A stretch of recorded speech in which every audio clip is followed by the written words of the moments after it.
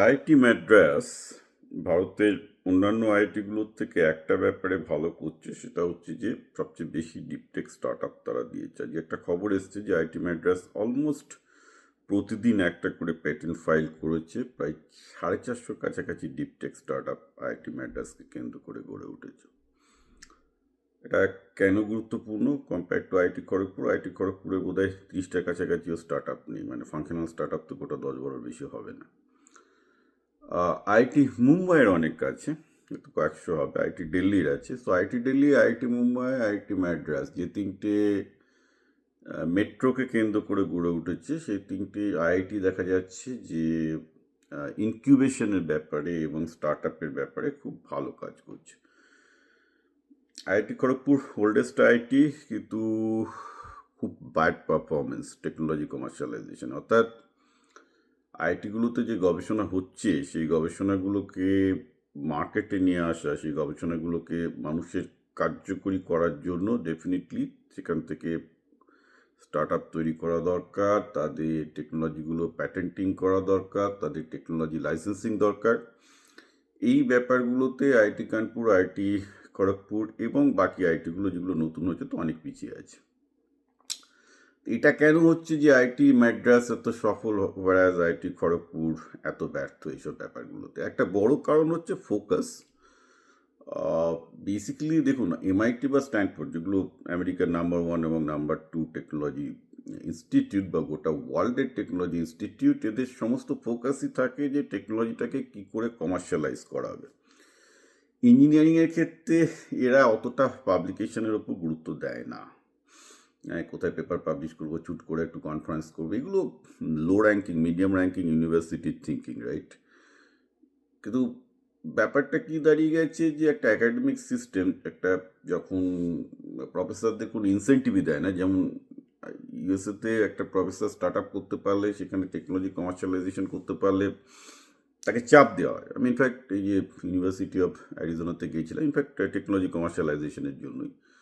সেখানে তো আমি ডিনের সাথে কথা বললাম, যিনি কমার্শিয়ালাইজেশনের ডিন। আমি দেখছি তো সেটা ইন্ডিয়ান ভদ্রলোক, তিনি চাপ দিচ্ছেন ক্রমাগত তার ফ্যাকাল্টিতে যে তোমাকে এটা কমার্শিয়ালাইজ করতে হবে, কারণ দ্যাটস এ ইনস্টিটিউট ম্যান্ডেট। তো ন্যাচারালি সমস্ত অ্যাকাডেমিশিয়ান যারা অ্যাকচুয়ালি অতটা কমার্শিয়ালাইজেশন হয়তো পছন্দ করেন না, অ্যাকাডেমিক কাজ করছেন, তারাও তখন একটু উঠে পড়ে লেগেছেন, না যে ডিনের চাপ আছে, এটা করতে হবে, এটা ইনস্টিটিউটের জন্য দরকার। তো ব্যাপারটা যেটা দাঁড়াচ্ছে, এটা IIT Madras, IIT Mumbai, IIT দিল্লিতে কিছুটা হলেও আছে, কিন্তু আইআইটি খড়গপুরে এ ধরনের কোনো চাপ ফ্যাকাল্টিদের ওপর নেই। আর ফ্যাকাল্টিদের মানে প্রমোশন বা কিছু এসবের উপর ডিপেন্ডও করে না, which is a bad thing. ফলে কারোর এইদিকে এই লাইনে ফোকাসও নেই, তো যার ফলে আইআইটি খড়গপুর আরও পিছিয়ে যাচ্ছে। কারণ গবেষণা করে তো কোনো লাভ নেই। সেই গবেষণার ফল যদি মানুষ না ভোগ করে, এখানে এই পেপারে পাবলিশ হচ্ছে, এই নেচারে পাবলিশ হচ্ছে, তাতে দেশের মানুষের কী হবে? কিছুই হবে না, জিরো।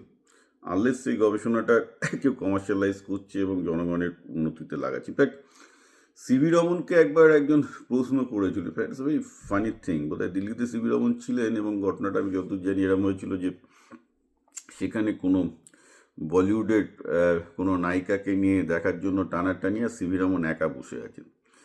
তো সিভি রমনকে চিনতেন এরকম একজন ছেলে গিয়ে বললো, যে জার্নালিস্ট গিয়ে বললো যে স্যার, আপনি একজন নোবেল লরিয়েট, দেখুন আপনার কাছে কোনো সাংবাদিকরা আসছে না, কোনো লোক নেই, এদিকে একটা বলিউডের কোথায় একটা 21 বছরের নায়িকা, তাকে দেখার জন্য, তাকে করার জন্য সবাই ছুটেছে, রাইট? তো তখন সিভি রমন একটা জিনিস বলেছিলেন যে দেখো ভাই, এখানকার বিজ্ঞানীরা তো মানুষের জন্য কিছু করে না, মানুষ তো বিজ্ঞানীদের তখনই চিনবে যখন বিজ্ঞানীরা তাদের মানুষের জন্য কিছু করতে পারবে, রাইট? তো ভারতের বিজ্ঞানীদের অবস্থা বা স্ট্যাটাস কী করে ভালো হবে আনলেস দে প্রুফ যে তাদের গবেষণা মানুষের জন্য কাজে লাগছে, রাইট? তো এটা অনেক ক্ষেত্রেই হয়। আমি আগের দিন যেটা মানে ইউটিউবে তারকের যখন সাথে আমি যে পডকাস্টটা করছিলাম, তারক প্রচুর ইন্ডিয়ান ইনস্টিটিউটগুলোর প্যাটেন্ট ফাইল করে, কোম্পানি পেজ নেয়। তো ও আমাকে ওই একই জিনিস শেয়ার করলো যে অধিকাংশ ফ্যাকাল্টি তো বোঝেই না, বলে যে কমার্শিয়ালাইজেশন তো দূরের কথা, অধিকাংশ ফ্যাকাল্টি বোঝেই না যে তাদের গবেষণাকে কি করে প্যাটেন্ট করবে, করে তারপর কী করে কোম্পানিগুলোর সাথে কানেক্টেড করতে হবে। ম্যাক্সিমাম ফ্যাকাল্টি সেই ট্রেনিংটাই নেই, ঠিক আছে?